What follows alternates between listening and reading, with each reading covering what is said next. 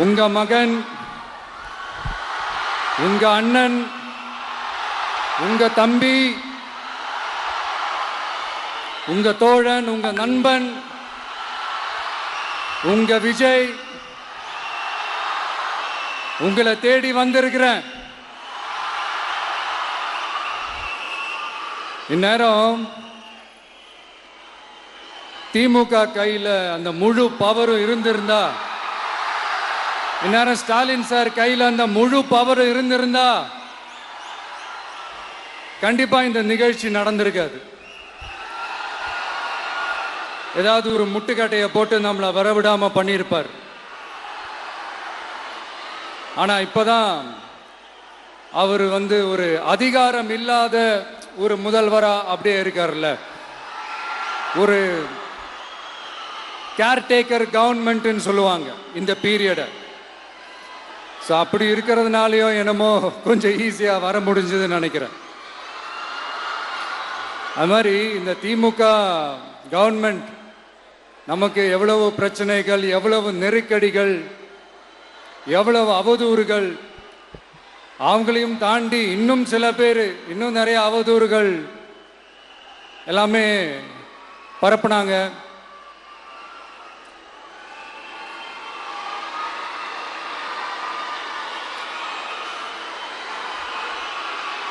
இந்த திமுக கூட்டணிக்கும் பாஜக கூட்டணியுமே இவங்க ரெண்டு பேருமே வெளியில வேணா தனித்தனியா இருப்பாங்க, ஆனா உள்ளுக்குள்ள இவங்க ரெண்டு பேருமே ஒண்ணுதான். இவங்க ரெண்டு பேருக்குமே ஒரே நோக்கம்தான். அது என்ன நோக்கம் தெரியுமா?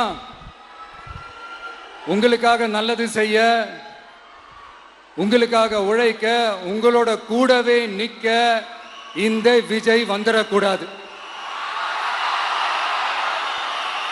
அதுதான் அவங்களுடைய அந்த நோக்கமே.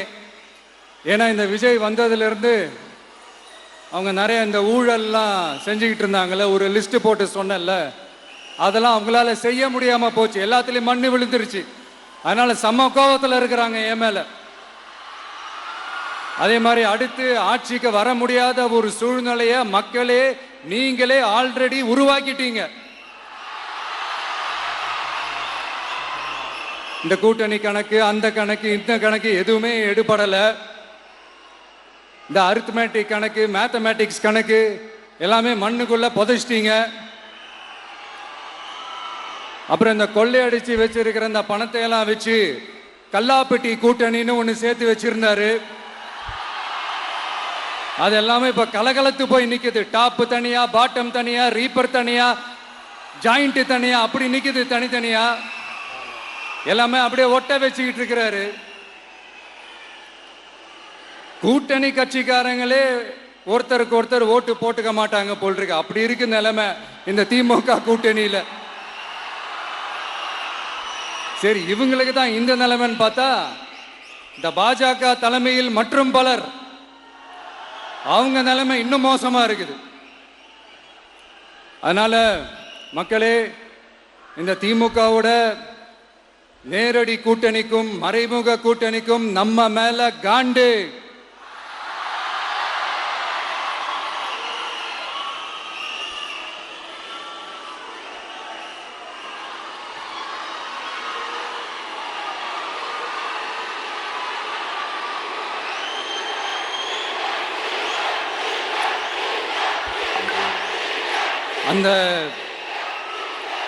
அந்த காண்டுக்கு ஒரு காரணம் என்ன தெரியுமா? அவங்க வீட்டிலேயே, அவங்க குடும்பத்திலேயே விசில் சத்தம் பலமா கேக்குதான்.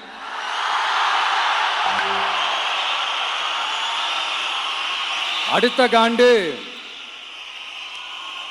அது இந்த சில பல கோடிகளை கொடுத்து நம்ம தமிழ்நாட்டு காங்கிரஸை பையில போட்டுக்கிட்டாங்க. யாரு? ஸ்டாலின் சார். ஆனா உண்மையான காங்கிரஸ் யாரு பக்கம் நிக்குது? நம்ம பக்கம் நிக்குது. சிறுபான்மை மக்களோட அந்த திமுக சாயம் வெளுத்து போச்சே. இந்த விஜய் என்னடானா மதச்சார்பற்ற கொள்கையோட உண்மையான ஒரு முகமா இருக்கிறானே, இந்த சிறுபான்மை மக்கள் வேற இந்த விஜய் பக்கம் தானே நிக்கிறாங்க அப்படின்ட்டு இந்த திமுகவுக்கும் பாஜகவுக்கும் என் மேல காண்டோ காண்டு. அதுக்காக நாம் என்ன செய்ய முடியும்? இந்த 33 வருஷமா ஒவ்வொரு வீட்டுக்குள்ளேயும் ஒவ்வொரு மனசுக்குள்ளேயும் போறதுக்கு நாம் பட்ட பாடு எனக்கு தானே தெரியும். அதனாலதான் நான் முன்னாடியே சொன்ன மாதிரி கட்சி ஆரம்பிச்சுட்டு ஒவ்வொரு வீட்டுக்குள்ளேயும் நான் போல, ஒவ்வொரு வீட்டுக்குள்ளேயும் போனதுக்கு அப்புறம் தான் கட்சியவே ஆரம்பிச்சிருக்கிறேன்.